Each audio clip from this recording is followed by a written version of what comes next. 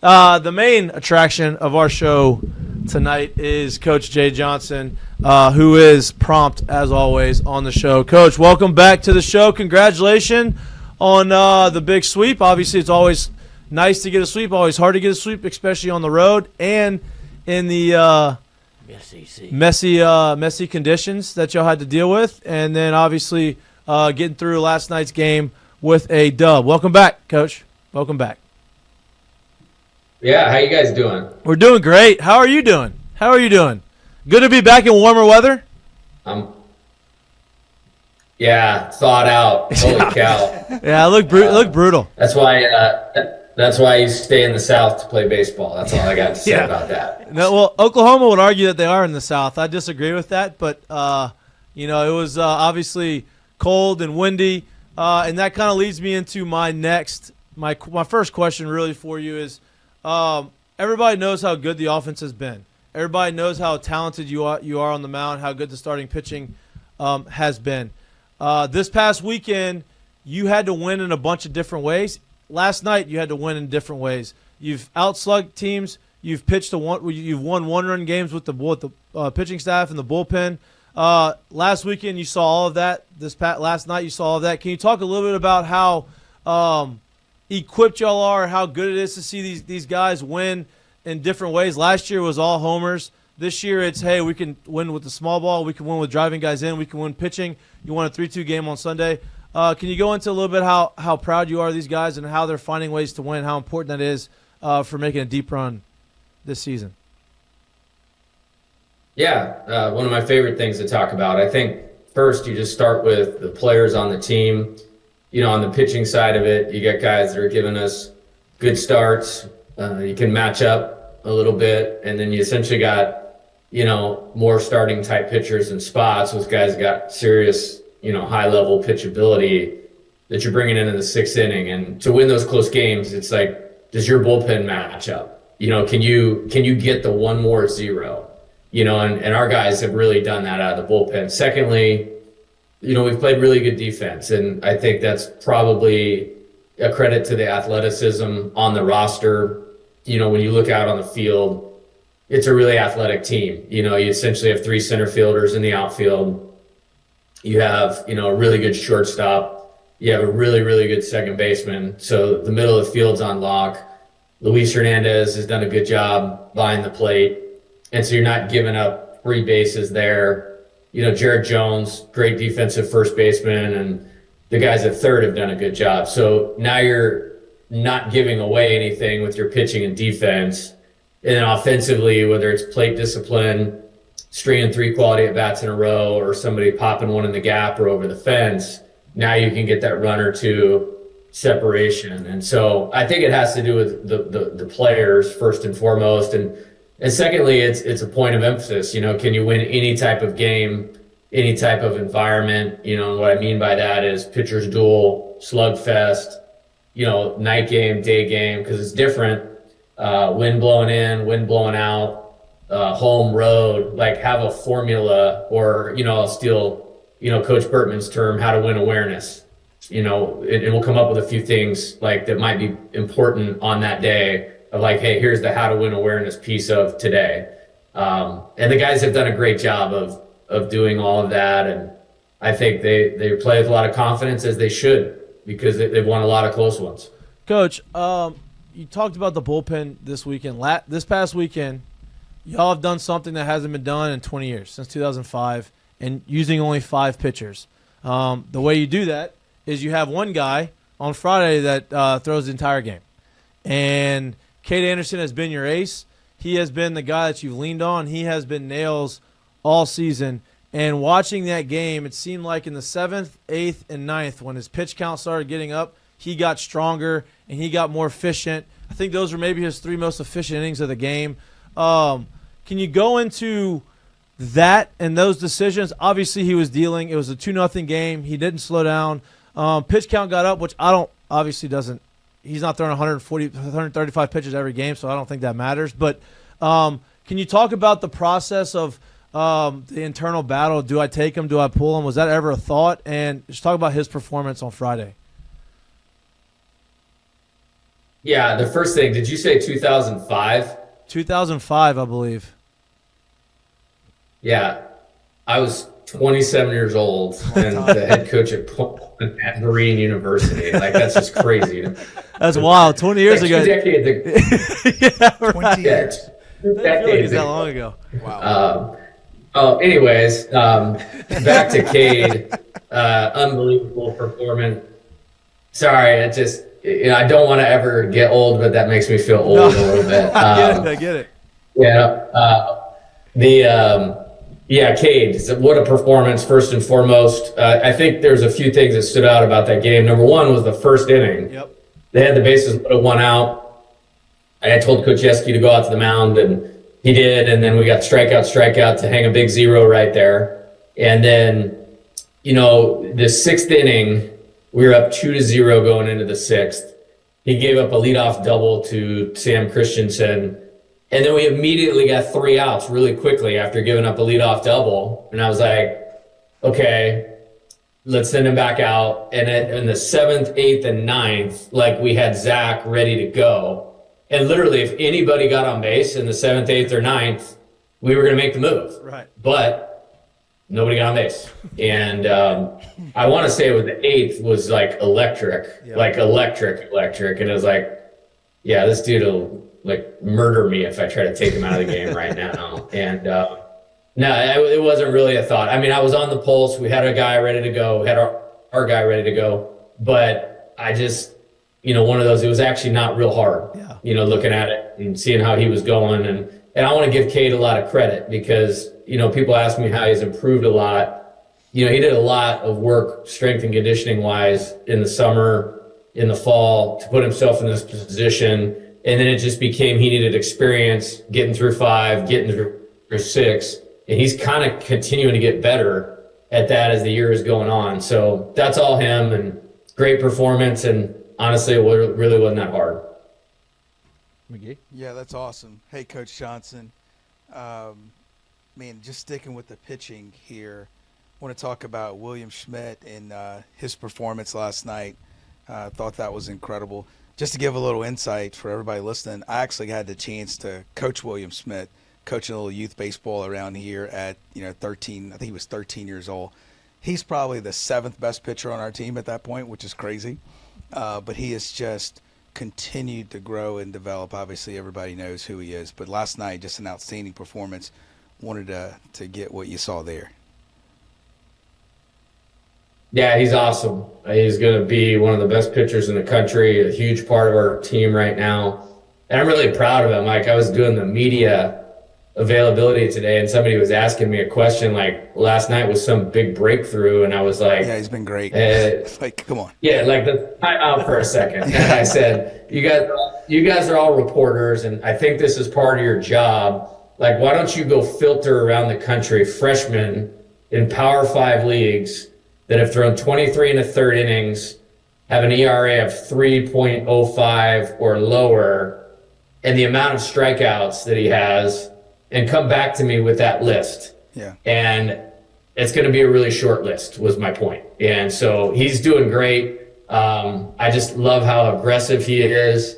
And I thought he pitched awesome. And we needed it. And I actually radioed down to the bullpen and told our guy down there, hey, Williams going in the 6th, and tell him to pitch with a tempo that's going to change the momentum of the game.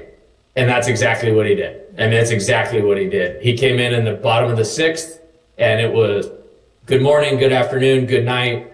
And then we came up and scored 5. He went out there, got quick 0, quick 0, quick 0. And I think he's had a number of good performances. Last night was a really good performance, and he's right on track, from where I sit. Staying with changing the tip of the game and kind of bringing some momentum, this guy's kind of done this all year. Jake Brown came off the bench again. Huge 2 RBI base hit. Another great defensive play in right field. I know a lot of people speak about, the ball last year in the postseason, which people listening, that's a very hard play going right over your head with the wall behind you. He makes that exact same play last weekend against Oklahoma, and then he makes a play last night down the right field line. He's been clutch all year. Can you talk about how he has adjusted to his role and what it's been like, especially last night, coming in right there, having a big hit and making a big play in the outfield? Okay, you played outfield in the big leagues, right? Yeah. I'm not being a smart aleck. No. Yeah. So you just gave some perspective there, which I think you probably earned having that perspective of how difficult a play like that was. Right. You know what I mean? Right. But how about the play he made last night? Right. Like, I mean, that was amazing. And, William got the magic moment of the game. He changed the game when he came in the game to pitch. But and then I let the players want that player to give a short little speech after the game. That's like kind of our thing. And the first thing William did was acknowledge the play made by Jake Brown. Yeah. You know what I mean? And so I bring that up as the quality of person that William is and the quality dynamic we have as a team. And I think with Jake's performance, I mean, the guy's playing great. I decided to play Josh and Ethan last night, and we look at it closely like every game. And, we were chasing runs, which maybe we didn't think we would be in that spot. And I pinch hit him because we had a man on first baseman's holding him on. They're going to have to move the infield. There was more chances that he would hit a ball through the infield. And I think he hit a ball hard and got on an error because the guy had to move where the ball wasn't hit. And I don't think we scored in that inning, but it set the table for the next inning where he got the big hit and got us rolling. But I just think, we've had really good team dynamic, and, him coming off the bench last night, giving us 2 really quality at-bats, making a great play. He made a huge catch. Did you guys see that catch on Saturday in the first inning at Oklahoma? That was amazing. Yeah, it was literally like the same play that happened last year at North Carolina. Over his head against the wall, and he takes that extra step. He made the adjustment, obviously, that he did last year, and then jumps up. I mean, that's an impossible catch. That's a very hard catch to make. Hard. Yeah, somebody showed me a picture of it. Like, hey, did you see this? And he came into my office, I think Monday, and I meet with the players a lot. And I was like, hey, did you see this? I heard this. Did you see this picture that's out there, that catch you made? I was like, your dad needs to be getting that framed, big time. No doubt. That is a sweet picture. And I think he said, yeah, he's already on it. So, he's doing great. Offensively and defensively. I think he's a center fielder that just happens to be playing right field. That's awesome for us. And then offensively, he has so many tools. And you have a guy like that sitting, he usually bats 6th, or last night he pinch hit in the 7 hole. Like, when you have an explosive player that far down in the lineup after you're getting through that run of good hitters, man, they can really help you. And he's really helped you. He's a great athlete. Last year, I had really high hopes for what I believe Jake was going to become as a player, and we're definitely starting to see that. Coach, you talk about the team dynamic and talk about how close they are. We've had a lot of guys on. Every Monday we have a different guy come on the show, and every one that has come on the show has talked about how close this team is. You had 12 returning guys, a lot of new guys, but it feels like everybody on this team has been around each other for a really long time. It's obviously a credit to them. It's a credit to you. It's a credit to creating that culture to bring everybody closer together. Can you speak on that? Like, how hard is that as a coach to bring in a new crop of guys and be able to get them to gel and have that chemistry so early in the season? Yeah, I appreciate you asking that. I think, really from my chair, it was like, how are we going to set the course for this to be the most awesome team that it could be? And so I always look for kind of a theme, for the year. And this year it's really simple. It's tough and together. I feel like to get where we want to go, we have to have the right amount of toughness, and that's more mental toughness. And you see that really showing in a lot of these close games. And then togetherness. And why was the togetherness piece going to be important? Because you only have 12 returners. I think you have 10 guys from the transfer portal, 3 junior college transfers, and 10 freshmen. So it's all these buckets of players that all were the best players where they were at. So we're going to have an element of bringing this together, and the thought of the team is bigger than me. And that's really hard to do nowadays because, they grow up in an era where it's only just about the individual. Like that's what society celebrates. Right. And so that was going to be the challenge. So we laid that out, but here's how I think that it's happened. Number one, I'll start with the returning players. Like Jared Jones, Kate Anderson are the first two that come to mind. Like they have been, had a perspective. Jared was part of the national championship team where those dudes made it all about the team all the time, no exceptions, like no exceptions. And obviously you see where those guys went. Dylan and Paul are in the big leagues. All the rest of these guys are knocking on the door to the big leagues, that type of thing. Versus maybe it wasn't quite like that last year for a number of reasons. Right. And so I think a guy like Jared really used those experiences positively to make a positive impact on saying, hey, we're going to keep this about the team. Well, then the portal guys that we got, I think it was an interesting dynamic because you're talking about Wofford, Indiana State, Utah Valley, UC San Diego. Like those places, they're great places to play. Right. They're not LSU. So these guys are like walking around this place like this is Disneyland to them. Right. You know what I mean? And I mean, our gratitude would be the word I would use for that group. And they are just giving it everything they have all the time. And what I'm proud of those guys for is 5 of them are major contributors. And there's like 3 or 4 that are just role guys. Mm-hmm. And all to a man, like are just bought into the team. Like the transfers we have this year feel like they've been here for a while is what I would say. Right. Because of how their attitude is. And then with the freshman thing, we got like real contributors, like really special talent. And then guys that are on the verge of massively contributing. But the reason they're able to do that is because their mind is really strong. And they have perspective also. So with those 3 buckets kind of doing what they're doing and operating that way, it's kind of helped blend that message of the toughness, the togetherness, and the team over me. That's so cool to hear. Yeah. Just so cool to hear. Because people miss that. Yeah, no, I think we had a lot of that in 2009 and played on teams before that didn't have that. What y'all do that year? Say that again? What'd y'all do that year? We held the trophy. It's pretty cool. Yeah. So, Coach, I got I think you answered a lot of my first question, so I'm going to go a quick 2-parter here. But just watching last night, there was I forget the inning, but there was a time when you were moving some guys around from a pinch hitting standpoint, and then we saw a defensive arrangement where Bear was playing third and then Brown was playing first. Hadn't seen a lot of that, but that kind of speaks to me to like, hey, it's, we versus me, everybody just doing whatever they can do to win the game. So I wanted to hear from you a little bit on that of, man, are there other combinations maybe we'll see that we hadn't seen, or just a little bit about that combination that we saw at that point? And then I guess the second part of this, I'm just dying to know this. I don't know if people have asked you this before, but I just want to know where the magic moment at the end of the huddle, like where that started. Is that something you've done your entire career? Where did that come from? I think that's one of the most awesome things you guys do. Cool. I'm happy to answer both of those. All right. So I'll walk you through the defensive thing last night first. Great. So we're not looking at doing that permanently, to be very clear. So do you want to get that out there for all those crazy people? It's happened one other time, and it was a very similar situation. It was mid to later in the game, and we're chasing runs.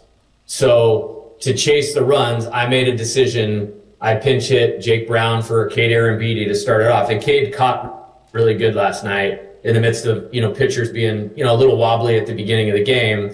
And so when we got a guy on first, I decided to pinch hit Brown because one of 2 things was going to happen. They were going to have to go to their bullpen earlier than they wanted to. And I thought that would leave them a little vulnerable at the end of the game if we needed to make a late charge. Secondly, it was going to affect the infield alignment where Jake was going to have more opportunity to hit one through the infield. Yeah.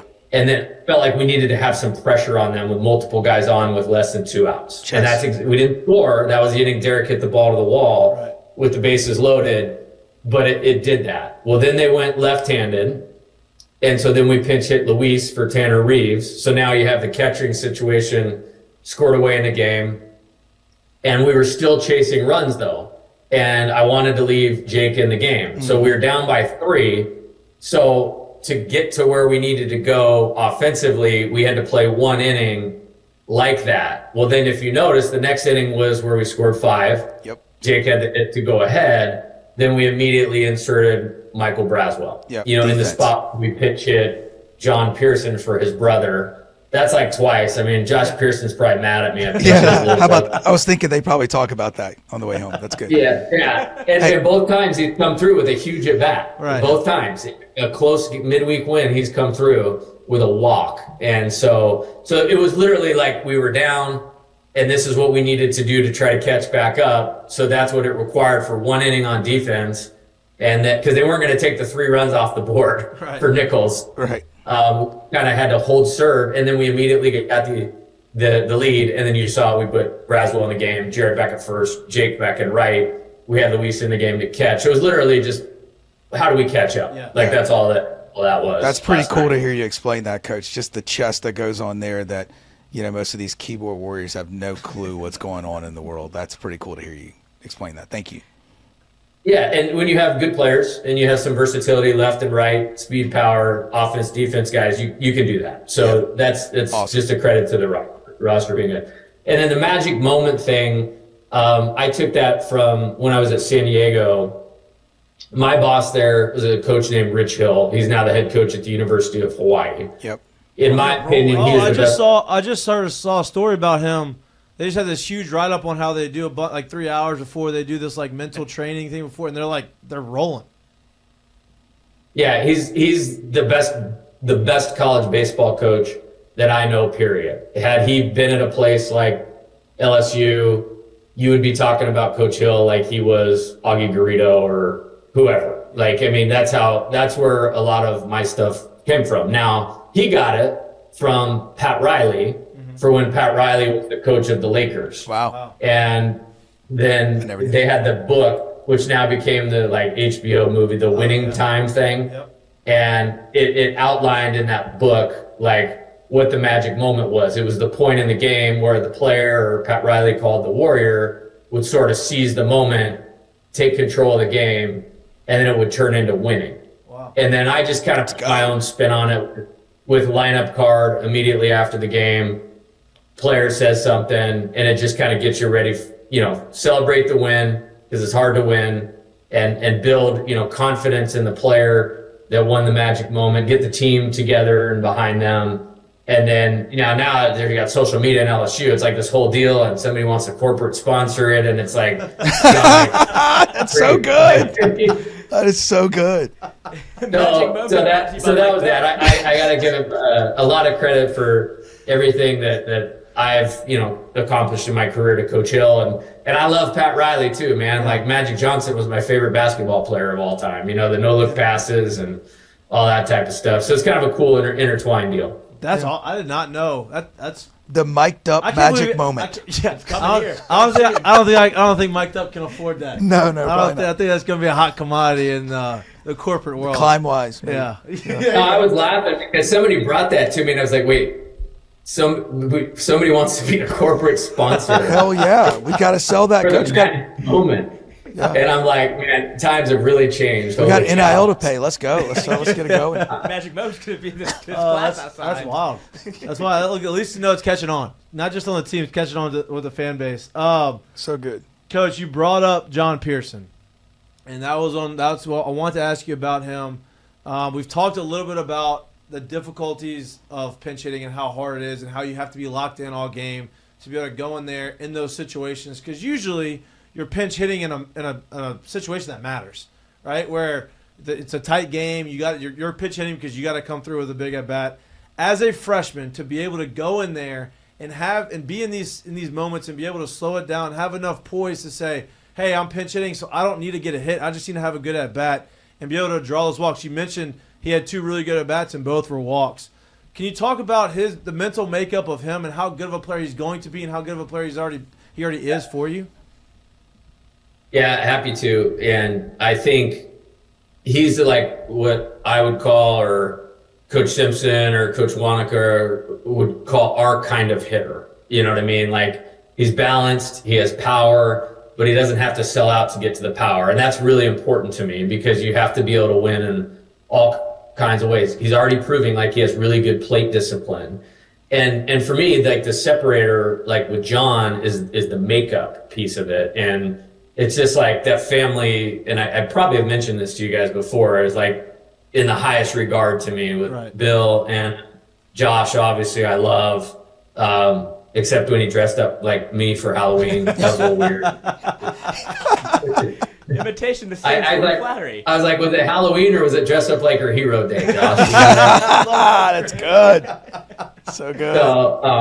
So no, they're such solid kids about the right things, and he's a guy I want to get more at bats for, in the context of winning, and like I feel the same way like about Kate Aramidi, Ashton Larson, like there's several of those types of guys. Like the only reason they're not 100 at bat guys right now is because they're on a team that is really, really good offensively. But I think John is going to be a really good hitter here, and he's going about it the right way. He's improving on defense, and he was this close to being in the game on defense last night because of the situation I was laying out. We just took the lead, Right. And he was due up second, but I was like, man, we've worked so hard to get back into this thing.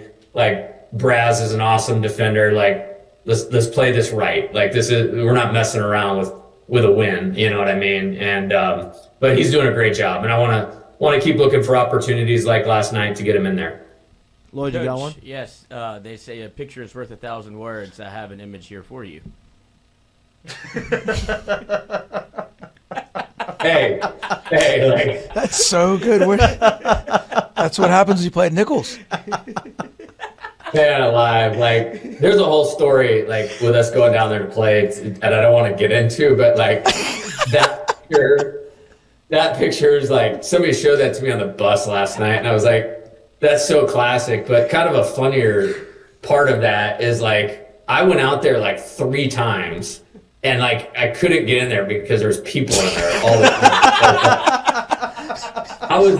And like one time I slipped and almost fell down, and like these little kids with Nicholls hats are like laughing at me, and like it's something else. So I'm gonna tell Coach Henry, like, we need a dugout porta potty if we're gonna think about making our way back to Thibodaux anytime soon. The helmet, having the helmet So good. ready to go is so funny to me. It's BYOP. You got to bring your own porta potty next time you go to Nicholls. I'll tell you what, yeah, it was cool deal. I love these types of games. Yeah. We don't play a lot of them. I don't really want to travel on Tuesday during league play. That's kind of my thing. I don't want to do that.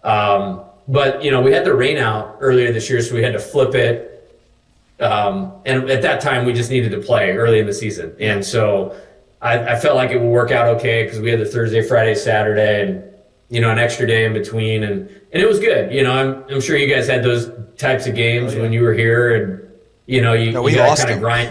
Yeah, we lost those. We games. actually lost to Nicholls. Yeah, we lost. We didn't actually win that one, so glad you guys pulled it out. Yeah. Yeah. Chris, you got one? I was actually going to mention that what we just talked about.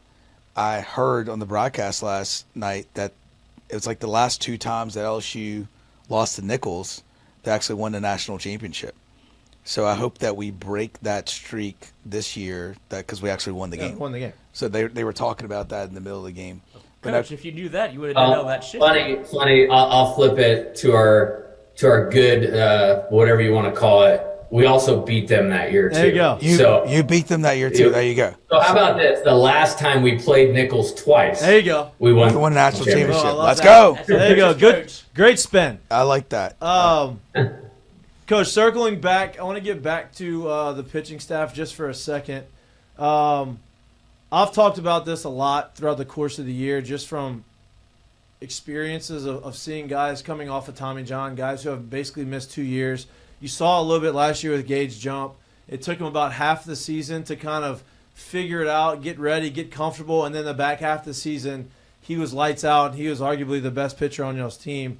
I see some of the similarities in Chase Shores as far as coming back from Tommy John. Obviously, he's electric. He's unbelievably talented, but you can't replicate innings. You can't replicate experience, and yet he missed a lot of time. It feels like every start he's gotten better and better and better. This past weekend, he went 5 innings, got the dub, kept it tight. Are you seeing that progression, and are you seeing him continue to ascend to be the guy that you expect him to be? Yes, and I don't know if it was on your guys' show, Mikey, but early on, it might have even been in like the season opening media availability. I remember saying my expectation is that Chase continues to get better as the season goes along because of getting that, tread on his tires, experience, whatever you want to call it. And some of that's physical and execution. Some of it's conditioning, getting through, innings with runners on base or extending into the game or executing pitches mentally. And he's grown in all these areas. And he needs to continue to use that experience to keep advancing himself. And if he does that with the ability that he has, he will continue to get better. And I have a lot of faith in him. I've always had a lot of faith in him. And he knows what we need out of him. And I thought Saturday was really good. I mean, Luis has played great. I mean, unbelievably great. He had the one that just kind of kicked off his glove. Otherwise, Chase wouldn't have given up any runs in that game. And so he's moving in a good direction. And I see some things that are lasting in terms of, that performance to continue on. So I'm proud of his development, and he's got to just keep going, and I believe that he will. Coach, a couple more, and then I'm going to let you get to the I know this is your Wednesday prep time, so I'm not going to cut too into that. But you brought up Luis. It's a guy I've been wanting to ask about all day. I think people forget that when he transferred in from Indiana State last year, he didn't catch like he's catching right now. And I think people just assume that, he hit 360 with 23. He's going to jump in here and he's going to start hitting homers left and right. But catching takes a toll on you, and it's an adjustment period of how do I manage the body? How do I make the adjustment to catching and hitting? And it feels like once competition ramped up, his hitting ramped up. And I don't even think you've seen him get as hot as he's going to get through the course of the year.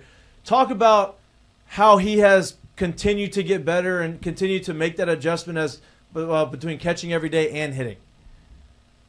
I think he's done great. Yeah. And I think if you could like roll like a videotape through 34 games and go like, this is what you're getting out of the defense, this is what you're getting out of the offense, I would give him a thumbs up on both. And I agree with you. He's only getting better as the year's going on. Offensively, it reminds me a lot of Tyler McManus, who we got from Samford my first year here.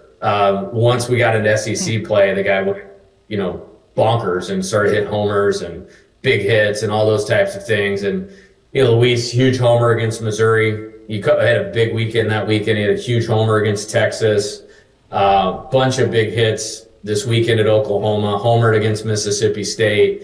And then we're just not giving up very many runs with him back there. Right. And to me, that's all that matters from that position. And he's such a good guy and such a good teammate that the guys love throwing to him.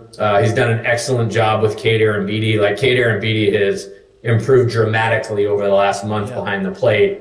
And I think Luis actually has a lot to do with that too. And so, this guy's Hall of Fame. Like, I'm very thankful for some of these guys that we were able to bring in, this summer, this year. And I can't even picture our team without him right now. I can't.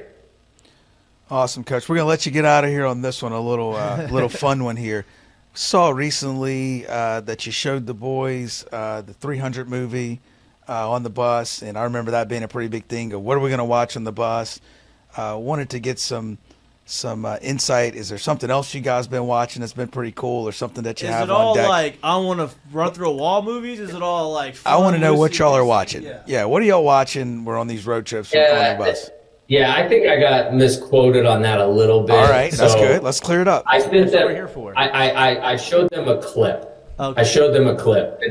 And the clip was the one where they're walking or they're marching to go take on the Persians, like the huge army, and they like these random dudes like show up, like that want to help them out, and Leonidas, asks one of those guys like, "What's your profession?" And one guy goes like, "I'm a carpenter," or "I'm a blacksmith," or whatever they say, and then he asked his guys, the Spartans, like, what is your profession? And they're like in unison, they're like, oh. And so like my point was like, this was their life. Like they were born, bred to be, warriors, and it's like, you guys were born to be baseball players, and ball players at LSU. And then now how did they take this group of only 300 guys and fight off like this army of like millions? They had a great strategy, and they were experts at their craft with their sword, their shield, all of those types of things, and it's like, hey, Zach Callen's an expert at pitchability. Derek Curiel's an expert at strike zone discipline and bat to ball skills. Stephen Milam's an expert at shortstop defense. And like together, like if we just stay true to our training and our technique, like there's nothing we can't do, which in that day it was like win a game in 29-degree weather with 25-mile-an-hour winds blowing in your face. Let's go. So that's coaching right there, baby. It's just kind of wherever we're at in the season. Like sometimes they're a little more like lighthearted. Yeah. Like when we went to Frisco, there was some just totally different, like for that deal. It just depends on where we're at. And sometimes it's like pretty straight up, like, hey, this is the challenge. This is what we need to do. Yeah. This is how we need to commit to doing it. And we all have to be like locked into that. Yeah. So it's just different things at different times. I'm glad you cleared that up. I was thinking that 300 movie was a little long to be showing on the bus. I'm glad. Yeah, just a clip, baby. Like, just a clip. If I made them watch a movie that long, there'd be a mute. Yeah, you know what I mean. It's the opposite of what I wanted to do. Yeah, I can't believe the media misquoted you. Just incredible stuff. Crazy. Oh, speaking of media, Jay Mitch, you got one for him? Jay Mitch, look at you, boy. Oh. Look at him. How you doing? Coming from the top rope. Yeah, I'm trying to do it. Where we had a Courtyard Marriott?